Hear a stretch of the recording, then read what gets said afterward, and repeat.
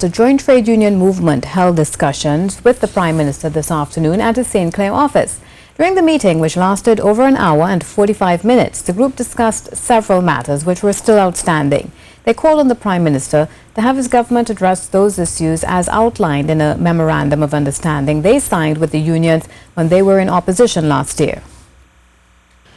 We had some fruitful discussions for approximately an hour and 45 minutes where we discussed the MOU, the current status of the MOU. We expressed our dissatisfaction around certain areas of the MOU where particular ministers are not honoring the spirit and intent of the MOU.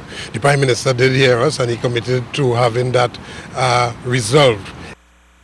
The group also said they have been mindful about the country's economic state. During the meeting, JTUM once again presented an alternative plan to the Prime Minister, which they believe can stimulate the economy. This statement cleared to the Prime Minister that it is not new money that we are talking about. We are not asking the government to pump any money into that plan, but that we can very well find money within the current economy of Trinidad and Tobago, different sectors that will be able to contribute to that. And once that plan is given the light of day, it will see us not having to go down the road of austerity measures. Ahead of the 2016-2017 fiscal budget, which will be read in the Parliament next week, members of the Federation of Independent Trade Unions hope the new budget will reveal measures to take this country forward. Addressing a pre-budget forum in San Fernando today, FITUN President Joseph REMY said the labor movement must not take their role in society for granted when it comes to holding government accountable. He said the economy needs change to plan for the future generation. In a proactive manner, but it takes all the partners to make this thing work properly. And as such, we at FITUN believe, and we the labor movement believes, that we have to continue pushing and advocating in the public space to get the kind of traction that is absolutely necessary. Trinidad and Tobago, the future of Trinidad and Tobago depends on the action that we take, the decisions that we come up with, and the analyses that we make in terms of where we are positioned as a society. The Movement for Social Justice's political leader David Abdullah also made a call for citizens to invest in local products to transform the business sector and help economic development.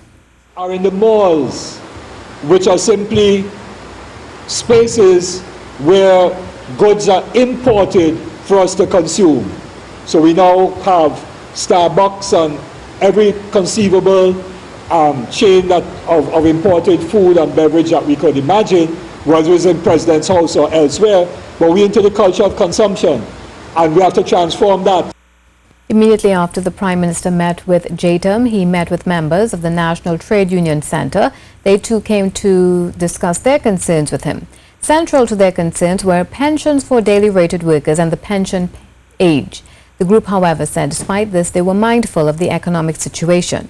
We must take into consideration what we should ask, what we should not ask, but the government has to be open with us to ensure that whenever we sit around the table, we must understand what the real situation is, and then we would be able to balance the things that we would be requesting.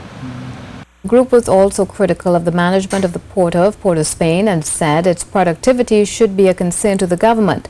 NATUC's General Secretary Michael ANNISETTE said the onus was on the government to be creative to ensure that the economy would remain viable in light of the economic situation. We have to be creative, and one of the measures that we want to place on the table is the issue of job growth and wage growth. And the whole issue of productivity and efficiency of the country is absolutely necessary, right, for us to discuss if we are to be competitive and if we have to compete in this global market.